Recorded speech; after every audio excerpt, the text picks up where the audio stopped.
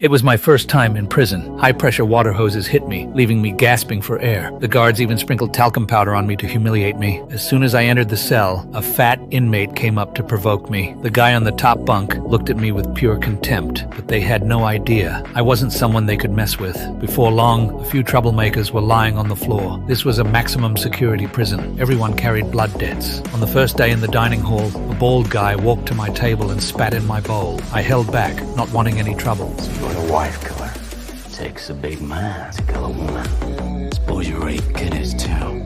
But things weren't as the man said. That day when I got home, I saw my wife lying on the floor. A mysterious figure stunned me in a turn. When I woke up again, I was holding a knife, and my wife had been killed. The people behind me kept mocking. I couldn't hold back any longer, so I grabbed a tray and smashed it into one guy's face, covering him in blood. Before I could catch my breath, the bald guy attacked from behind. Finally, the guards arrived to control the situation. He was on the ground, vomiting blood, and I chose not to resist. The guards told me it was serious. That guy was the leader of the bald crew. I didn't care. Soon the warden called me. It wasn't for punishment. She had another plan. She mentioned the death race. That's when I learned the prison made money from this brutal race. The former top racer, Frank, was already dead. No one knew what he looked like because he wore a mask. They wanted me to impersonate him. The warden promised me freedom if I could win 5 races. Frank had already won 4. Just 1 race remained. I refused at first, but thinking of my wife's murder, I had no choice. To get revenge, I had to win. They took me to the workshop where I saw the Ford Mustang, completely modified, 5.4-liter V8 engine, 850 horsepower, nitrous system, Gatling guns, steel plating. It was a steel monster. The race lasted 3 days, 3 rounds. The first 2 were about survival. The last one was all about speed. My opponents were brutal. A Chinese driver from MIT, the killer known as Grim, the ruthless Pai Cheng Gao, and the real threat, Black Gang boss, Big Cannon Joey, who had once launched Frank into the air. But what shook me the most wasn't the opponents. It was the group of new inmates on the track. They wore GPS bracelets, and instantly I remembered the night my wife was killed, the killer left wearing the exact same thing. At that moment, I realized this was all connected to the prison. I had to win the race, and I had to find the man who killed my wife.